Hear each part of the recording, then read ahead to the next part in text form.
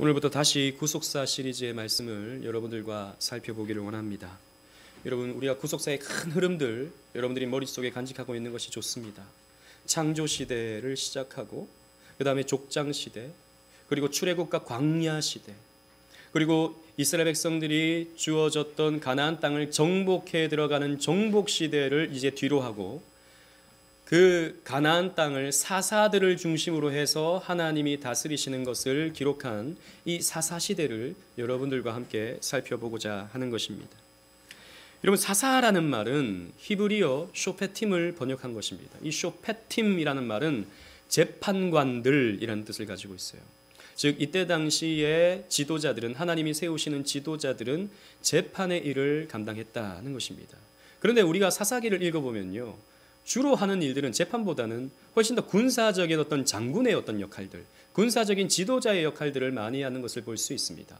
아무튼 고대 근동 지역의 그런 지도자들은 전쟁의 일과 그리고 시시비비를 가리는 재판의 일들을 동시에 감당했었거든요. 그래서 아마도 그냥 퉁쳐서 재판관들, 이 쇼페팀이라는 이름으로 이들을 불렀던 것을 우리가 생각해 볼 수 있습니다. 그래서 사사기를 우리가 살펴볼 텐데요, 여러분, 사사기는 그 특징 가운데 하나가 굉장히 재밌습니다. 굉장히 내용이 스펙터클해요. 그리고 어떤 전쟁의 이야기, 위기를 겪다가 그 위기를 극복하는 이야기들로 계속 반복되기 때문에 굉장히 흥미롭습니다. 또 그 위기를 극복해내는 데 있어서 사사들이 영웅적으로 쓰임을 받기도 하죠. 그래서 그냥 읽어보면 그런 히어로물 같기도 하고, 또 때로는 굉장히 유머러스한 해학적인 그런 표현들도 많이 있는 것을 볼 수 있습니다. 그래서 여러분들이 이 책을 읽어본다면, 그리고 이 시리즈의 설교를 여러분들이 들어보신다면 참 흥미롭다, 참 재미있다라고 하는 생각들을 여러분들이 하시게 될 겁니다. 때로는 재미가 좀 지나쳐서 좀 황당무계한 일들도 우리 사사기에서 많이 보게 돼요. 하나님을 믿는 사람들이 어찌 이런 행동들을 하는가, 하나님을 믿는 사람들이 왜 이런 짓을 하고 있는가, 의아한 생각들이 들기도 하게 되죠. 그러다 보니까 좀 더 재밌기도 하죠. 사실 사사시대를 좀 한마디로 좀 표현해 본다면 혼돈, 카오스라고 할 수 있습니다. 뒤죽박죽입니다. 뭔가 이게 돌아가는 것 같은데 돌아가질 않습니다. 혼돈이죠. 그래서 이 첫 번째 특징과 이어지는 두 번째 특징은 그런 상황 가운데서 하나님의 은혜가 계속해서 이어지게 된다는 것입니다. 한없는 하나님의 은혜가 기록된 책이 바로 사사기인 것이죠. 끊임없이 범죄합니다. 끊임없이 이스라엘 백성들은 우상 숭배를 하게 됩니다. 그래서 벌을 받게 되죠. 그런데 하나님은 또 끝없이 이스라엘 백성들을 용서하시고 그들에게 관심을 가지시면서 정말 말도 안 되는 인물들을 하나님께서 사용하셔서 이스라엘 백성들을 구원해내는 것을 볼 수 있습니다. 이것이 사사기에 반복되는 특징이에요. 그래서 계속 반복되는 것이 이스라엘 백성들이 우상 숭배를 합니다. 그러면 하나님이 이스라엘을 징계하시죠. 징계하면 이스라엘 백성들이 죽겠다고 살려달라고 용서해달라고 회개합니다. 회개하면 하나님이 사사를 보내주어서 그 위기로부터 이스라엘 백성들을 구원해내죠. 시간이 지나면 또 우상 숭배합니다. 그러면 또 하나님이 징계하십니다. 그러면 또 회개합니다. 그러면 또 하나님이 사사를 보내줍니다. 이것이 계속 반복되어지는 것이 사사기의 내용인 것이죠. 우리 같으면 손절을 하고 싶은 그런 백성입니다. 똑같은 짓을 계속 반복하니까요. 그러나 하나님은 끊임없이 이들을 용서하시고 은혜를 베풀어 주는 것이죠. 그래서 시대가 흘러가면 흘러갈수록요, 사사들이 더 이상해집니다. 처음 사사들은 좀 괜찮아요. 그나마 좀 훌륭합니다. 근데 시간이 흘러가잖아요. 그럼 사사들이 굉장히 이상망측해집니다. 기드온도 여러분 굉장히 영웅적인 인물로 알고 있지만 그 이후에 보면 굉장히 그 권력욕에 빠지게 되는 모습들을 보게 돼요. 또 입다 같은 경우는 조직폭력배 출신이죠. 나중에 우리 살펴보겠지만. 그리고 사실 입다는 하나님이 세운 사사가 아니에요. 사람들이 세운 사사입니다. 말도 안 되는 서원을 하게 되죠. 또 여러분, 삼손과 같은 인물들을 보십시오. 호색가 아닙니까? 그렇게 말도 안 되는 인물들이 이 사사기에 등장하면서 그들을 통해서도 하나님은 역사를 해 나가시는 것이죠. 끝까지 은혜를 베풀어 주시는 내용인 것입니다. 또 이와 연결되는 세 번째 특징은 인간이 얼마나 타락할 수 있는가를 보여주는 책이 이 사사기입니다. 인간이 얼마나 악해질 수 있는가, 이것을 적나라하게 보여주는 것이죠. 특히 이 사사기가 흘러가면 흘러갈수록 인간은 더 타락하게 되는데요. 제일 마지막 부분에 보면 성경에서 가장 패역한 모습들을 보게 돼요. 첫 번째는 레위인이 우상 숭배를 하는 모습이 나타납니다. 미가라는 사람의 집에서 신상을 만들어서 이가 하나님이다 라고 하면서 많은 사람들에게 금전적인 갈취를 하는, 국가적인 우상 숭배를 하게 만드는 일이 사사기 말미에 나타나요. 그리고 또 하나는 레위인이 첩을 두는 장면입니다. 그러니까 오늘날로 치자면 목사가 첩을 두는 거예요. 첩이 이제 도망을 가니까 잡아오는 이야기인데, 잡아오다가 여러 이제 불량배들을 또 만나서 위기를 겪게 되니까 자기 아내를 겁탈하라고 내버려 둬버리죠. 그러다 그 아내가 죽어버립니다. 그 첩이 죽어버립니다. 죽으니까 어떻게 하느냐, 그 레위인이 시체를 12토막 내버립니다. 그래서 전 이스라엘에 보내버리죠. 엽기적인 사건입니다. 성경에서 가장 엽기적인 사건이 사사기에서 나타나고 있다는 것입니다. 그래서 인간이 어떻게 이렇게 타락할 수 있는가를 적나라하게 보여준다고요. 그 결론은 뭐냐? 그렇게 되는 아주 중요한 어떤 핵심적인 메시지는 뭐냐? 사사기 21장 25절에 그것을 밝히고 있습니다. 여러분 주보를 보시고 다 같이 한번 읽어볼까요? 시작. 그때에 이스라엘에 왕이 없으므로 사람이 각기 자기의 소견에 옳은 대로 행하였더라. 왜 이렇게 타락하게 되었는가? 왜 이스라엘이 이렇게 정말 무시무시한 죄를 짓게 되는가? 왕이 없었다라는 것이죠. 근데 여러분, 이스라엘에 왕이 없었습니까?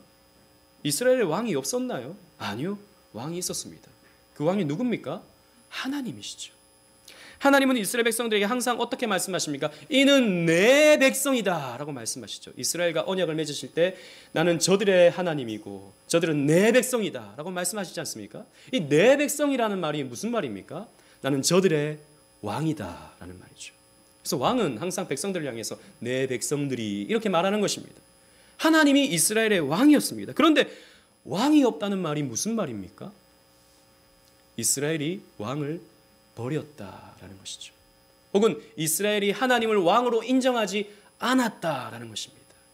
그로 인해서 사사시대의 그 어두움이 가득하게 되었고 하나님을 떠나 온갖 타락과 범죄를 이어가는 모습들이 나타나게 되어 있는 것입니다. 그래서 시간이 흐르면 흐를수록 이스라엘은 타락해가요. 이스라엘은 어두워져 갑니다. 그런데 오늘 우리가 이 1장을 살펴보는데요. 이 1장의 내용은 사사시대의 서막입니다. 여호수아가 죽고 난 이후에 어떻게 이스라엘이 무너지기 시작하는가, 어떤 이유로 이스라엘의 이 균열이 일어나서 어두움의 세계로 빠져들어가게 되는가를 보여주는 그 첫 단추, 그 시초를 보여주는 것이죠.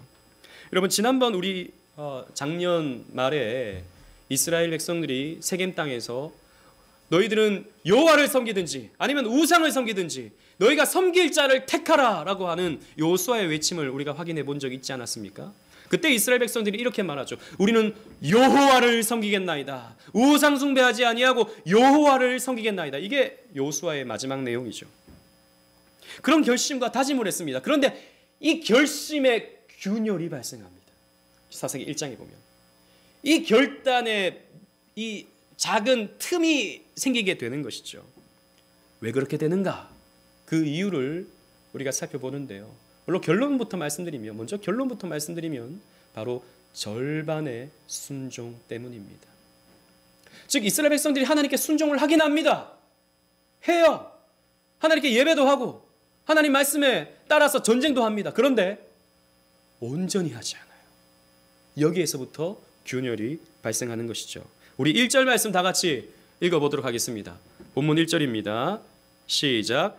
여호수아가 죽은 후에 이스라엘 자손이 여호와께 여쭈어 이르되 우리 가운데 누가 먼저 올라가서 가나안 족속과 싸우리까? 아멘. 여러분, 1장의 내용은 여호수아 그 후반부의 내용과 중첩되어 있습니다. 사사기를 기록한 사람은 이 여호수아의 후반부에 있는 내용을 축약해서 1장에서 기록해내고 있어요. 그러면서 이 사사시대가 어떻게 도래하게 되었는지 이 여호수아 말미의 내용을 끌어와서 설명을 해주고 있는 것입니다. 자, 여호수아가 죽었습니다. 민족의 지도자 모세도 죽고 여호수아도 죽게 되었습니다. 이제 가나안 땅에서 새로운 사람들과 함께 전쟁을 해 나가야 되는 상황 가운데 있는 거죠. 그래서 하나님께 묻습니다. 하나님, 어떻게 우리가 싸워야 됩니까? 어떻게 이 가나안 족속과 싸워야 되겠습니까? 라고 하나님께 묻습니다. 아마도 대제사장을 통해서 하나님께 기도함을 통해 물었던 것이겠죠. 그래서 우림과 둠밈과 같은 판결 도구를 통해서 혹은 제비뽑기를 통해서 하나님의 뜻을 알아보게 되는 것입니다.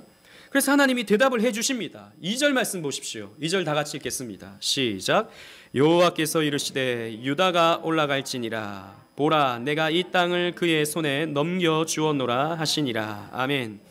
유다가 올라가라 라고 말씀하십니다. 유다 지파는 선봉 지파이고 또 가장 앞서 있는 지파이고 가장 인구가 많고 전투력이 강한 지파이죠. 그래서 유다가 올라가라 라고 하나님 말씀하십니다. 자, 하나님께 물었습니다. 하나님의 뜻을 구했습니다. 좋습니다. 하나님께 응답을 받았습니다.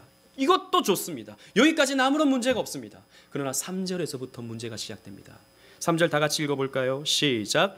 유다가 그의 형제 시몬에게 이르되 내가 제비 뽑아 얻은 땅에 나와 함께 올라가서 가나안 족속과 싸우자. 그리하면 나도 내가 제비 뽑아 얻은 땅에 함께 가리라 하니 이에 시몬이 그와 함께 가니라. 아멘. 유다 지파가 전쟁을 합니다. 하나님 말씀대로 우리가 나가서 싸우겠다라고 말합니다. 그런데 시몬과 함께 가려고 합니다. 시몬 지파에게 이렇게 말하는 거죠. 시몬 지파, 너희들은 우리 경내에 있으니까 우리가 이 산지에 나가서 전쟁을 해야 되는데 우리가 혼자 가기는 좀 그렇다. 같이 가서 싸우자. 그래서 나중에 너희 땅에 있는 가나안 족속들을 물리칠 때 우리도 같이 싸워주겠다라고 말하는 것이죠. 여러분, 이것은 합리적인 생각입니다. 굉장히 효율적인 생각이죠. 한 명이 싸우는 것보다 두 명이 싸우는 것이 훨씬 더 낫는 건 아니겠습니까? 제가 어릴 때 저희 동네에 쌍둥이가 있었어요. 그 쌍둥이도 버릇이 없었습니다. 그래서 좀 이렇게 화를 내고 좀 그때는 뭐 치고받고 싸울 때가 많았으니까 좀 싸우려고 하면 이게 싸움이 안 돼요. 왜? 항상 둘이 덤비니까. 한 명이 앞에서 싸우면 뒤에서 끌어당기고 이렇게 하니까 싸움이 되질 않습니다. 그래서 참 이 쌍둥이들은 상대하기가 버겁죠. 둘이서 싸우니까요. 마찬가지인 것입니다. 싸울 때 한 명이 더 있으면 유익한 것이죠. 그래서 유다 지파는 시므온 지파와 함께 가려고 한 것입니다. 자, 여기까지는 뭐 이해할 수 있습니다. 그런데 여러분, 하나님은 어떻게 말씀하셨습니까? 유다 지파에게 올라가라라고 말씀하셨죠.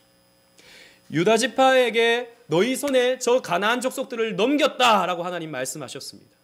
자, 이스라엘 백성들은 언제 그들의 전투력으로 싸웠습니까? 언제 그들의 힘과 그들의 무기와 그들의 숫자로 싸웠습니까? 아니죠. 하나님이 그들에게 힘을 주시고 하나님이 그들에게 능력을 주셔서 싸워서 승리하게 하셨던 것을 우리는 성경을 통해서 지금까지 계속 살펴봤습니다. 그런데 여전히 이 유다 지파의 머릿속에는 인간의 어떤 생각들, 인간의 계산들이 있었던 것이죠. 그래서 시므온 지파와 함께 가자라고 합니다. 시므온 지파는 그래, 싸울 때 나중에 도와준다고 하니까 나도 같이 가서 싸워야겠다라고 생각하고 같이 참여하게 되죠. 그래서 이 내용들을 쭉 읽어보면 실제로 이 가나안 족속과 브리스 족속을 물리칩니다. 그리고 그 땅에 있었던 아도니 베섹이라고 하는 그 왕이 있었거든요. 그 왕의 엄지손가락을 잘라버리고 엄지발가락을 잘라버리면서 심판하는 그런 모습도 나타납니다. 결과가 좋았어요. 우리는 여기에서 함정에 빠져버립니다. 결과가 좋으니까, 과정도 좋겠거니, 좋은 결과가 났으니까 하나님 뜻대로 잘 했겠거니 라고 생각합니다. 여기에 우리의 문제가 있는 거예요. 그렇지 않습니다. 이것이 바로 온전히 따르지 않은 절반의 순종을 한 유다 지파의 모습인 것이죠. 이 첫 단추가 잘못 끼워진 것입니다. 첫 단추가 잘못 끼워지니까 나머지 단추도 계속해서 잘못 끼워지게 되는 것입니다. 여러분, 평행선 같은 것들을 볼 때도 처음에 1도가 틀어지면 처음에는 느끼지 못해요. 이게 평행선인지 아닌지 잘 모릅니다. 그런데 계속 가다 보면 어떻게 됩니까? 벌어지게 되겠죠. 마찬가지인 것입니다. 이 균열이 발생하니까 이 유다 지파의 문제가 다른 지파의 문제로 이어지게 됩니다. 더 큰 문제로 발생하게 되는데, 첫 번째는 유다 지파의 문제로 발생해요. 19절 말씀 여러분 보십시오. 다 같이 읽어보도록 하겠습니다. 19절입니다. 시작. 여호와께서 유다와 함께 계셨으므로 그가 산지 주민을 쫓아내었으나 골짜기의 주민들은 철병거가 있으므로 그들을 쫓아내지 못하였으며. 자, 첫 번째 단추를 잘못 꿰니까 어떻게 됩니까? 다른 데는 다 물리칠 수 있었어요. 그런데 골짜기에 있는 철병거, 최첨단 무기가 있는 이쪽 사람들은 건드릴 수가 없는 거예요. 우리가 이 사람들은 죽이지 못하겠다라고 생각하고 남겨두는 모습이 있는 것이죠. 이러다 보니까 또 두 번째 문제가 발생하는데, 다른 지파도 마찬가지로 절반의 순종만 합니다. 선봉 지파인 유다 지파가 그렇게 선례를 보이니까, 우리가 대수인가? 유다 지파도 그랬는데 우리도 어쩔 수 없는 거지 라고 생각하면서 온전히 쫓아내지 않습니다. 21절부터 보시면 베냐민 지파도 여부스 족속을 쫓아내지 못했다. 그래서 그들과 동거했다라고 기록하고 있죠. 또 22절부터는요, 요셉 지파, 즉 므낫세 지파와 에브라임 지파에 대해서 설명하는데, 가나안 족속에게 노역을 시켰다. 그들과 함께 살면서 종을 삼아서 노역을 시켰다라고 하는 내용이 나오고요. 그리고 에브라임 지파는 가나안 족속을 쫓아내지 못하면서 그들과 함께 거주했다라고 하는 기록이 나오죠. 쫓아내지 못했다. 그들과 함께 살았다라는 것입니다. 그래서 이후로 계속해서 다른 지파들도 이 가나안 족속과 함께 살게 됩니다. 괜히 왜 싸워? 괜히 싸웠다가 그들의 칼에 우리가 찔려 죽으면 어떡해? 종 삼으면 좋잖아. 저렇게 또 얼굴도 이쁘고 괜찮으니까 아내 삼으면 좋잖아. 왜 다 죽여 아깝게? 에이, 그들이 우상 숭배한다고? 우리가 그 정도는 얼마든지 컨트롤할 수 있지. 우리 하나님 섬기잖아. 그들이 섬기는 우상 안 쳐다볼 수 있는 거야. 이렇게 생각하면서 그들과 공존하게 되었다는 것입니다. 그런데 이것은 하나님의 경고를 무시하는 것이었죠. 그럼 하나님이 민수기에서 어떻게 말씀하셨습니까? 주보를 보십시오. 33장 55절에 다 같이 읽도록 하겠습니다. 시작. 너희가 만일 그 땅의 원주민을 너희 앞에서 몰아내지 아니하면 너희가 남겨둔 자들이 너희 눈의 가시와 너희 옆구리에 찌르는 것이 되어 너희가 거주하는 땅에서 너희를 괴롭게 할 것이요 너희 눈의 가시가 될 것이다 라고 하나님 말씀하셨어요. 여러분, 눈에 가시 들어와 본 적이 있습니까? 저는 그런 본 적은 없지만 작은 티끌 하나만 들어와도 우리 눈은 굉장히 고통스럽죠. 가시가 될 것이다. 너희 옆구리에 찌르는 것이 될 것이다. 창이 될 것이다. 그래서 너희를 고통스럽게 만들 것이다. 하나님 경고하셨어요. 근데 이 경고는 어쩔 수 없잖아. 어떻게 하나님 말씀 다 지켜? 그래도 우리 전쟁했잖아. 전쟁 안 한 거 아니잖아 라고 하면서 합리화시키면서 이 말씀에 순종하지 않게 된 것이죠. 그런데요, 이 하나님의 경고가 현실로 나타나기 시작합니다. 여러분, 34절 말씀 보십시오. 오늘 본문 34절. 아모리 족속이 단 자손을 산지로 몰아놓고 골짜기에 내려오기를 용납하지 아니하였다. 아니, 이 가나안 족속을 남겨놨더니 아모리 족속이 단 지파를 산지로 몰아넣어버리고 그들을 둘러싸버리고 포위해버리고 내려오지 못하게 만들어버리는 일이 발생한 거죠. 지금까지는 그래도 계속해서 이스라엘 백성들이 승리에 승리를 거두면서 이 가나안 족속들을 압제하는 그런 모습으로 나타나는데, 이제는 반대로 거꾸로 되어서 이 아모리 족속이 단 자손을 압제하는 모습으로 나타나기 시작하더라라는 것입니다. 왜 이렇게 되었습니까? 절반의 순종 때문이다라는 것이죠. 순종을 하긴 하는데 반만 순종하게 되니까 옆구리에 찌르는 가시가 되어버리고 마는 것입니다. 이 사사기에서 계속 반복되는 게 이걸 옆구리에 찌르는 가시가 됩니다. 그런데 여러분, 왜 유다를 비롯한 이스라엘은 절반의 순종만 했습니까? 우리 지금까지 쭉 살펴보긴 했지만 왜 이스라엘은 가나안 족속을 하나님 말씀대로 몰아내지 아니했습니까? 철병거 때문인가요? 한번 생각해 보십시다. 철병거 때문에 이스라엘 백성들을 쫓아내지 못한 것입니까? 이스라엘 백성들은 사실 지금까지 제대로 된 무기도 없었어요. 아니, 애굽 땅에서 나와서 광야에서 뭐가 있습니까? 광야에서 뭘 만들어낼 수 있습니까? 아무것도 없는 가운데서 여리고성을 무너뜨렸고 아무것도 없는 가운데서 가나안 땅을 정복할 수 있었습니다. 무기로 한 게 아니에요. 그런데 철병거 때문에 지금 못하겠다고 말하고 있는 것이죠. 이거 못하는 겁니까? 안 하는 겁니까? 못하는 거예요? 안 하는 거예요? 하나님은 어떻게 말씀하시는지 아십니까? 근데 성경을 보면 앞에는 계속 쫓아내지 못하네, 쫓아내지 못하네, 쫓아내지 못하네라고 하거든요. 하나님은 어떻게 말씀하시는가? 여러분 2장 2절을 한번 보십시오. 2장 2절을 다 같이 한번 읽어보도록 하겠습니다. 시작.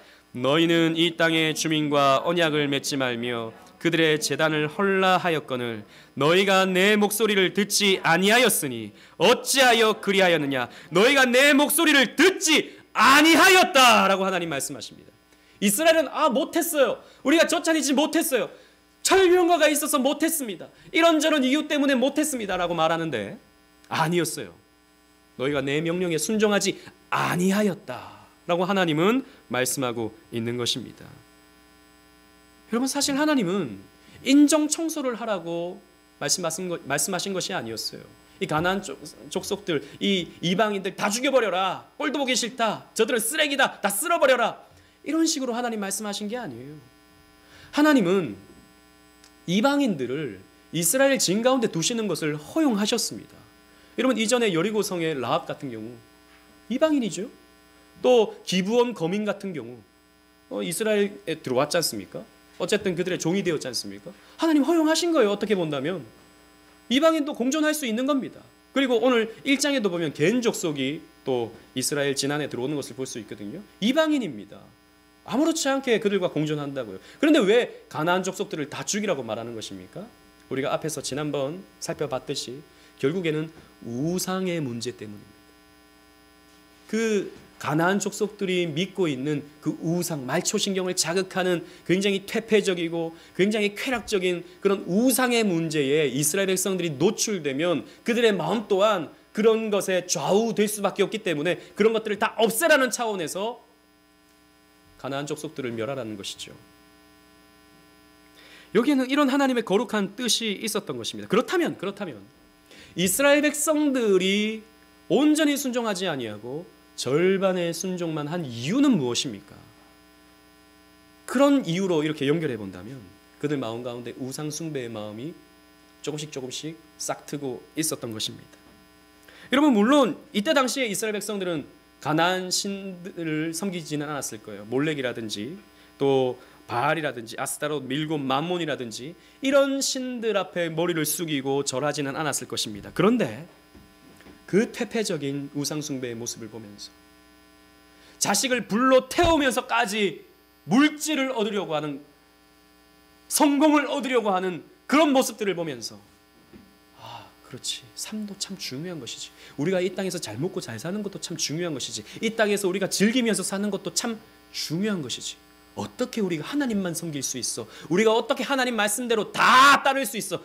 그러면 재미없을 것 같은데, 그러면 내 삶은 없어질 것 같은데 라고 생각하기 시작한 것입니다. 그러면서 우상을 숭배하는 마음, 그들에게 있어서는 편안함이죠. 그들에게 있어서는 안락함입니다. 그들에게 있어서는 즐거움이에요. 그것을 쫓기 위해서 하나님 말씀은 잠깐 내려놓고 반만 순종해가면서 내가 할 수 있는 것들은, 내가 즐기고 싶은 것들은 해나가는 모습들이 이스라엘 백성들 가운데 있었던 것입니다.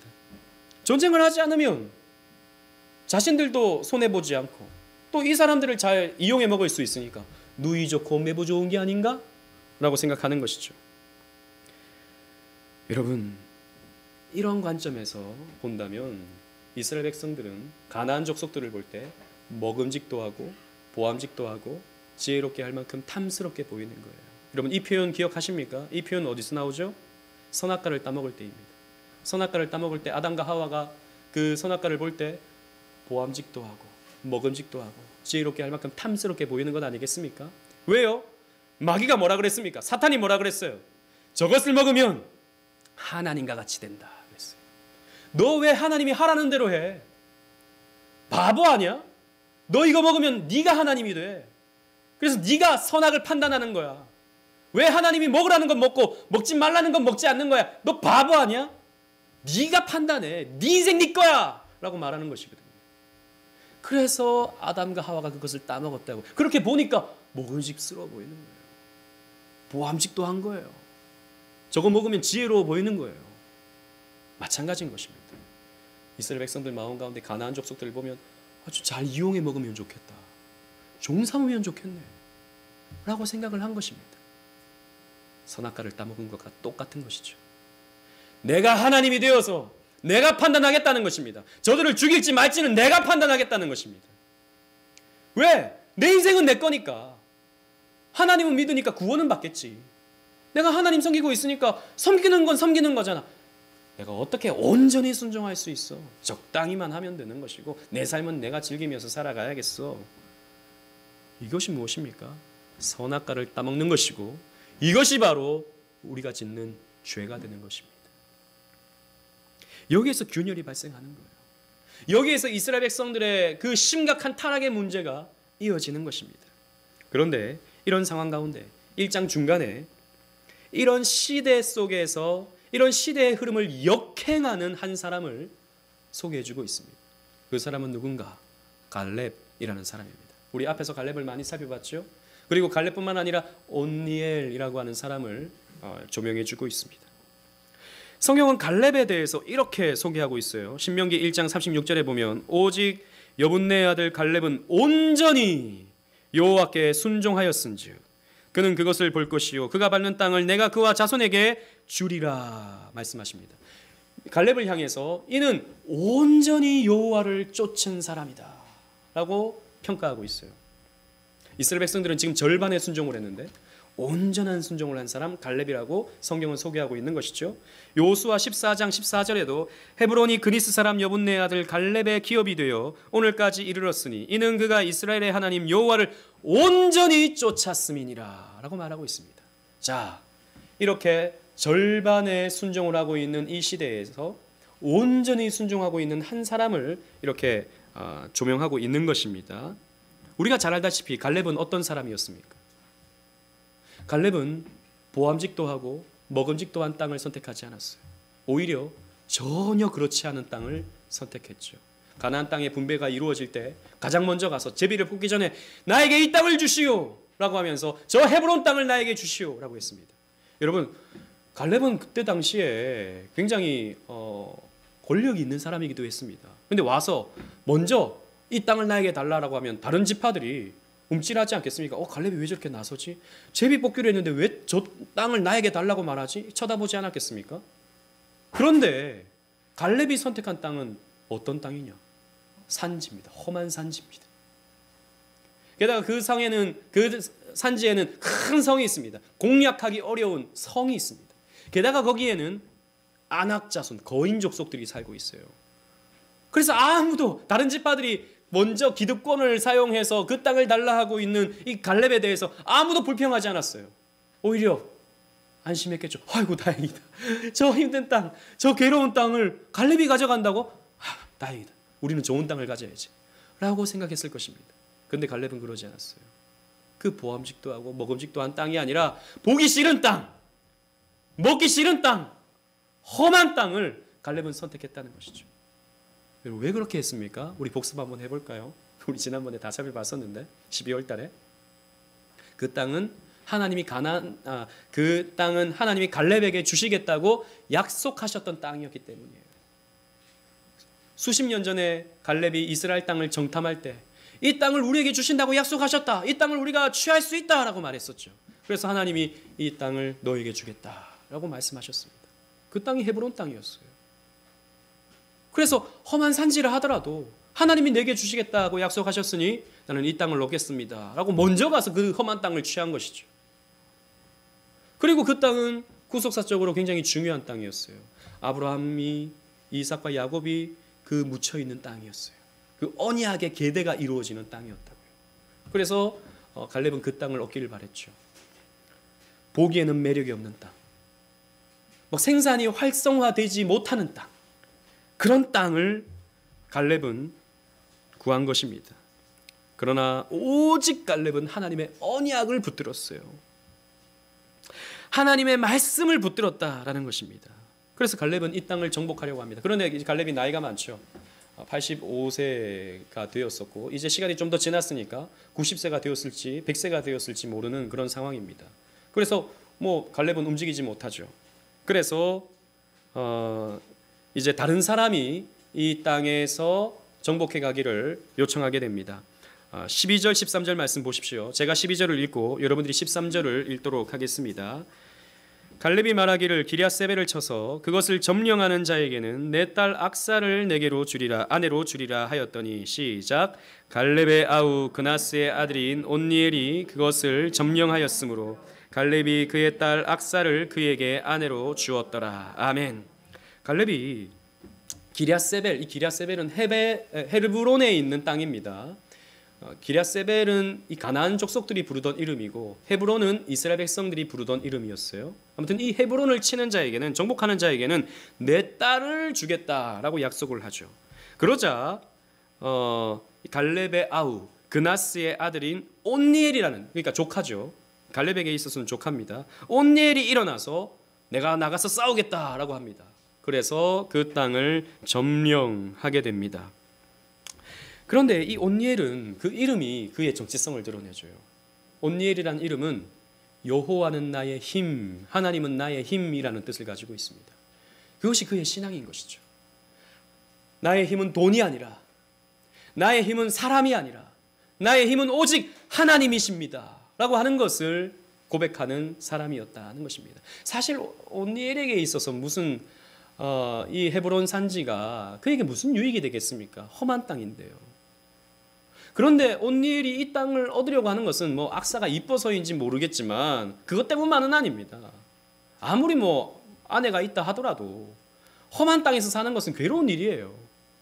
그런데 이렇게 온니엘이 나가는 이유는 갈렙의 그 믿음, 갈렙이 받았던 그 언약이 자신들의 삶 속에서 이어지기를 바라는 마음에서 그렇게 된 것이죠. 그래서 그 험한 산지를 이 온니엘이 나가서 싸워서 승리하게 됩니다. 그래서 결국 이 악사를 아내로 얻게 되죠. 우리는 그냥 읽으면 또 특히 현대적인 관점에서 읽으면 무슨 여자가 상품도 아니고 뭐 전쟁에서 나가서 이겼다고 이렇게 아내를 이렇게 받고 좀 내용이 이상하다라고 생각할지 모르겠지만 여러분 여기에는 숨겨진 메시지가 있습니다. 그러니까 감추어진 메시지가 있어요. 여러분 생각해 보십시오. 하나님의 언약을 붙들고 전쟁에 나가서 승리했습니다. 그래서 신부를 얻게 돼요. 그럼 이게 뭘 가르쳐 주는 것 같습니까? 이것이 우리에게 어떤 메시지를 주는 것 같습니까? 잘 생각해 보십시오. 예수님을 한번 떠올려 보십시오. 예수님이 어떻게 하셨습니까? 예수님은 언약을 붙들고 하나님 아버지와 그 맺은 그 언약을 붙들고 나아가서 싸우셨습니다. 어디에서 싸우십니까? 이 땅에서 마귀와 싸우시죠. 그리고 십자가에서 싸우십니다. 결국에는 십자가로 말미암아 승리하시죠. 승리로 말미암아 무엇을 얻게 되십니까? 신부를 얻게 되십니다. 예수님께서. 그 신부가 누구죠? 바로 교회. 바로 저와 여러분들이 신부입니다. 그래서 천국이 무엇입니까? 성경에서 말할 때 천국을 혼인잔치라고 말하지 않습니까? 천국은 바로 우리 주님과 우리가 결혼하게 되는 그 혼인잔치가 되는 것이죠.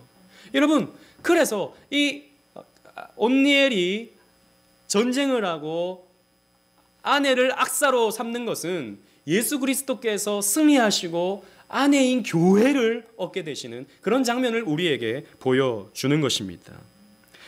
여러분, 그렇기 때문에 이 악사가 나중에 결혼을 할 때 아버지로부터 선물을 받는다고요. 이것은 이스라엘에게 있어서 하나의 관습이기도 한데요. 그 딸이 시집을 갈 때 아버지가 딸에게 선물을 줍니다. 이것을 빅물이라고 해요. 그리고 신랑도 아내가 이제 시집을 올 때 선물을 주는 게 이게 폐물이라고 그래요. 이 빙폐물이라고 하는 모하르라고 하는 이스라엘의 관습이기도 한데요. 아무튼 이제 딸이 시집을 가면서 아버지에게 요청하는 것이 있습니다. 우리 다 같이 한번 읽어볼까요? 14절 15절입니다. 14절 15절. 제가 14절을 읽고 여러분들이 15절을 읽도록 하겠습니다. 악사가 출가할 때에 그에게 청하여 자기 아버지에게 밭을 구하고자 하고 나귀에서 내림에 갈렙이 묻되 내가 무엇을 원하느냐 하니, 다 같이 읽겠습니다. 시작. 이르되 내게 복을 주소서. 아버지께서 나를 남방으로 보내시니 샘물도 내게 주소서 하매 갈렙이 윗샘과 아랫샘을 그에게 주었더라. 아멘. 아버지, 나에게 선물을 주세요 라고 하는 겁니다. 그래서 무엇을 줄까? 라고 했더니 나에게 복을 주시는데 밭을 주실 때에 윗샘과 아랫샘, 샘물도 주십시오 라고 요청을 합니다. 즉 메마른 땅을 지금 얻게 되는 거예요. 그 헤브론 산지, 그 메마른 땅, 그 비가 잘 오지 않아서 물이 귀한 땅을 얻게 되는 것입니다. 근데 그 땅만 나에게 주시지 마시고 샘물을 주십시오 라고 요청을 하고 있는 것입니다. 여러분, 샘물 그러면 여러분들은 무엇이 기억나십니까? 생수, 예수 그리스도가 여러분 기억나셔야 되는 겁니다. 요한복음에 보면 예수님께서 사마리아 여인에게 찾아가시죠. 목말랐던 여인, 사랑에 목말랐던 여인, 그 여인에게 찾아가셔서 너는 내가 주는 물을 마셔야 된다 라고 예수님 말씀하시죠. 그리고 요한복음 6장에 가면 또 내가 주는 생수가 너희들에게 필요하다, 내가 주는 물을 마시는 자는 배에서 샘이 솟아난다 라고 예수님께서 말씀하시죠. 여러분, 이 악사가 샘을 구하는, 즉 신부가 샘을 구하는 것이 무엇을 의미합니까? 바로 교회는 예수 그리스도가 필요하다라고 하는 것을 우리에게 가르쳐 주는 것입니다. 그래서 이 이야기는 예수 그리스도의 이야기인 거예요. 예수 그리스도께서 어떻게 순종하심으로, 예수 그리스도께서 어떻게 신부를 얻어내시고 그 신부 또한 어떠한 순종을 하게 되는가를 보여주는 내용이 바로 오늘의 이 갈렙과 또 운니엘과 악사의 이야기가 되는 것입니다. 여러분, 예수님도 온전히 순종하셨죠. 갈렙과 같이, 온니엘과 같이 예수님도 온전히 순종하셨어요.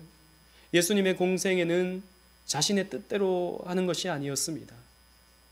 아버지의 뜻에 순종하는 것이었죠. 여러분, 주보를 보실까요? 요한복음 4장 34절 말씀입니다. 다 같이 읽어보도록 하겠습니다. 시작. 예수께서 이르시되 나의 양식은 나를 보내신 이의 뜻을 행하며 그의 일을 온전히 이루는 이것이라. 그의 일을, 아버지의 일을 나는 온전히 이루기를 원한다. 예수님의 말씀입니다. 그래서 예수님은 아버지께서 계획해 놓으신 그 구속의 길을 묵묵히 걸으셨고, 아버지께서 내밀으셨던 그 고난의 잔을 한 방울도 남김없이 다 들이키셨습니다. 예수님도 피하실 수 있으셨어요. 예수님도 외면하실 수 있으셨습니다. 왜? 예수님도 인간이셨기 때문이죠. 그러나 예수님 그렇게 하지 않으셨어요. 아버지의 뜻에 온전히 순종하셨습니다. 그 아버지의 뜻에 순종하는 아들과 결혼한 자는, 즉 악사는, 신부는 어떻게 됩니까? 메마른 땅에 거하게 되는 거예요. 메마른 땅. 이제 그 헤브론 산지 땅에 거하게 되는 겁니다. 그런데 그 땅에 거하면서 무엇을 구합니까? 생수를 구하게 되어 있는 거예요. 우리는 저 풍요로운 땅을 구하는 것이 아닌 것입니다. 보암직도 하고 먹음직도 하고 지혜롭게 할 만큼 탐스럽게 보이는 그 무엇을 우리는 추구하지 않는 거예요. 우리는 그것으로 행복하지 않는다는 것을 알기 때문이죠. 세상의 돈과 세상의 즐거움과 세상의 쾌락과 세상의 만족과 세상의 성공이 우리를 행복하게 만들어주지 않는다는 것을 우리는 알기 때문입니다. 그러나 그렇기 때문에 우리는 메마른 땅을 구하는 겁니다. 그 메마른 땅, 좁은 길, 십자가의 길, 험한 길, 믿음의 길을 걸으면서 오직 우리는 생수를 구하는 것이죠. 예수 그리스도를 구하는 것입니다. 이것이 바로 온전히 순종하는 그리스도인들의 모습이 되는 것이죠. 여러분들은 무엇을 구하고 계십니까? 이 땅을 살아가는 여러분들은 무엇에 여러분 열망하고 계십니까? 여러분들이 갈망하는 것은 무엇입니까? 일주일 동안 여러분들은 세상 속에 살면서 무엇을 추구하면서 살아가십니까? 안타깝지만 우리의 현실은 저 세상의 즐거움입니다. 안타깝지만 우리의 현실은 세상의 성공이죠. 여전히 우리도 이 절반의 순종을 하고 살아갑니다. 교회는 나와요. 주일 되면 우리 교회는 다 나와요. 주일 되면 우리 말씀은 다 듣습니다. 그러나 정작 추구하는 것은 이 이스라엘 백성들, 절반의 순종을 하는 이스라엘 백성들과 다를 바가 없죠. 여기에서 우리는 우리를 회개해야 되고 개혁해야 되는 것입니다. 온전히 순종할 수 있는. 왜? 우리가 그리스도 안에 있기 때문에. 여러분들이 그리스도와 연합되었다면 그리스도와 같은 삶의 모습이 여러분들에게 나와져야 되는 것입니다. 그리스도를 따른다면서요. 그리스도를 믿는다면서요. 그리스도 안에 있다면서요. 그렇다면 여러분들의 삶에도 그 온전한 순종의 삶의 그 방향성이 나타나야 되는 것이죠. 그것이 그리스도인들인 것입니다. 그러나 여러분, 지난번에 이스라엘 백성들이 그 세겜 땅에서 우리는 오직 여호와만 섬기겠습니다 라고 외쳤을 때 여호수아가 이렇게 말합니다. 너희는 온전히 순종하지 못한다 라고 말하죠. 무슨 김새는 소리를 여호수아가 한다는 것입니다. 예, 그러나 그것이 현실입니다. 그것이 저와 여러분들의 모습이에요. 우리는 온전히 순종하지 못해요. 여전히 우리 안에서 들끓어오르는 이 야망들, 이 세상을 사랑하는 우리 안에 있는 죄성들 때문에 우리는 끊임없이 우상을 숭배하고 살아가게 되죠. 그러나 여러분, 우리가 그것을 당연한 것으로 여기고, 어차피 나는 순종하지 못하니까, 온전히 순종하기는 못하니까 이 정도까지만 해도 괜찮겠지 라고 생각하고 넘어가서는 안 되는 것입니다. 우리는 그리스도 안에 있는 사람들이에요. 그 사실을 우리는 꼭 기억하면서 온전한 순종을 노력하고 애쓰고 또 그렇게 살기를 바라야 되는 것이죠. 말씀을 맺겠습니다. 예전 어느 드라마에서 불륜을 저지른 남자 주인공이 나는 내 아내도 사랑하고 저 내연녀도 나는 사랑한다. 사랑하는 걸 어떡하냐? 사랑이 죄냐? 그렇게 외쳐가지고 그 시청자들의 분노를 자아냈던 그런 드라마가 있었습니다. 자기 아내도 사랑하고 내연녀도 사랑하고 이게 내 진심이다. 그 사람은 그렇게 말할지 모르겠어요. 본인은 억울하다고 그렇게 말할지도 모르겠습니다. 그러나 여러분, 이 사람도 사랑하고 저 사람도 사랑하는 것이 그것이 사랑일까요? 그건 사랑이 아닙니다. 그건 뭐죠? 육체적인 정욕일 뿐이죠. 육체적인 정욕을 위해서 산 것뿐입니다. 그건 사랑이 아니에요. 마찬가지입니다. 우리가 하나님을 사랑할 때 우리는 하나님도 사랑하고 세상도 사랑하는 것. 그것은 사랑하는 것이 아닙니다. 절반의 순종. 나는 그래도 순종은 해요. 교회는 나오고 그리고 때로는 봉사도 하고 헌금도 하고 저는 나름대로 할 것을 합니다. 그러나 또 저는 세상을 사랑하죠. 그것은 여러분 순종입니까? 순종이 아닙니까? 순종이 아닌 것입니다. 여러분, 우리가 교회 생활을 하는데, 믿음 생활을 하는데 하나님을 사랑한다고 말하면서 여전히 말씀을 벗어나 세상 앞에 춤을 추고 세상의 노래를 부르며 나를 편안하게 만들어주는, 나를 안락하게 만들어주는 그 무엇을 더 중요하게 여기고 있다면, 그래서 언제든지 내 신앙생활을 내려놓을 수 있는 그런 상황이라면 저와 여러분들은 지금 큰 심각한 문제에 빠지고 있는 겁니다. 첫 단추를 잘못 꿰고 있는 거예요. 다른 사람들 다 이렇게 정도 이 정도는 신앙생활 하잖아. 이 정도는 다 하잖아. 그렇게 우리가 생각해서는 안 되는 것입니다. 첫 단추가 잘못 깨어지면 다른 모든 문제가 발생하게 되는 거예요. 이스라엘 백성도 이 작은 것, 이 정도는 괜찮겠지라고 생각했던 것 때문에 점점 더 심각한 문제가 앞으로 발생하게 되는 것입니다. 여러분, 신앙생활은 내가 컨트롤할 수 있다고 생각하지 마십시오. 이 정도는 해도 내가 컨트롤할 수 있어. 이 정도는 내가 순종하고 이 정도는 순종하지 않아도 내 신앙은 내가 컨트롤할 수 있어. 여러분, 우리는 그렇게 하지 못합니다. 내가 나를 컨트롤한다고요? 우리 인생의 작은 부분도 내가 스스로 어떻게 하지 못하면서 내 신앙을 내가 컨트롤한다고요? 얼마나 교만한 소리인지 모릅니다. 그런 착각은 결국 하나님을 버리게 만들어요. 그러나 여러분, 다시 한번 말씀드립니다. 여러분들이 하나님 말씀에 순종하려고 하면 할수록, 여러분들이 말씀에 온전히 순종하려고 노력하면 노력할수록 여러분들은 이것이 잘 안 된다는 것을 발견하게 될 것입니다. 온전히 순종하지 못한다는 것을 발견하게 될 것입니다. 그러나 그때 여러분, 낙심하지 마십시오. 나는 거짓 신자인가 보다. 나는 구원받을 자격이 없나 보다. 이렇게 생각하지 마시라는 것입니다. 그때 여러분, 그리스도를 바라보십시오. 저와 여러분들을 대신해서 하나님 앞에서 온전한 순종을 나타내신 그리스도를 여러분 바라보십시오. 그분께서 여러분들을 이렇게 초청하십니다. 오라! 아까 우리 찬송했죠. 죄 있는 자도 오라. 연약한 자도 오라. 수고하고 무거운 짐진 자들아 다 내게로 오라. 내가 너희를 쉬게 하리라. 라고 우리 주님께서 말씀하십니다. 왜요? 우리 주님께서 우리가 순종해야 될 그 모든 것들을 대신 다 순종해 버리셨기 때문입니다. 그래서 우리가 실수해도, 우리가 온전히 순종하지 못해도, 여전히 잘못과 불순종과 연약함이 있어도 하나님은 우리를 받아주십니다. 이 예수 그리스도 앞에 나오십시오. 이 예수 그리스도 안에 머무십시오. 그리고 그 사랑에 감사해서, 그 은혜에 감격해서 더 순종하려고, 온전히 순종하려고 애를 쓰십시오. 여러분, 우리가 순종하기 때문에 구원받는 것 아닙니다.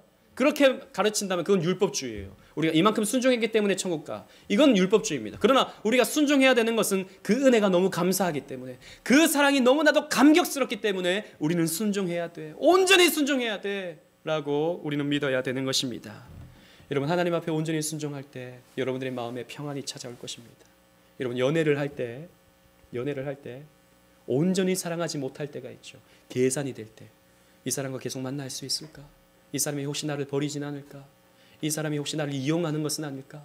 계속 생각하고, 또 이 사람이 돈을 이 정도밖에 안 쓰네. 아, 나를 안 사랑하나? 이렇게 생각하면서 자꾸 계산을 하면요, 마음을 주기가 힘들죠. 마음이 주기 힘들면 그 관계가 힘들어집니다. 그 다음부터는 계속 계산만 되어지고 힘들어집니다. 사랑은요, 계산하지 않는 것입니다. 그냥 마음을 다 쏟아내는 거예요. 마찬가지입니다.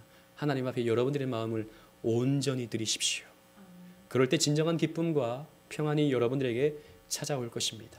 그 은혜가 있는 저와 여러분들 되시기를 주님 이름으로 축원합니다. 아멘.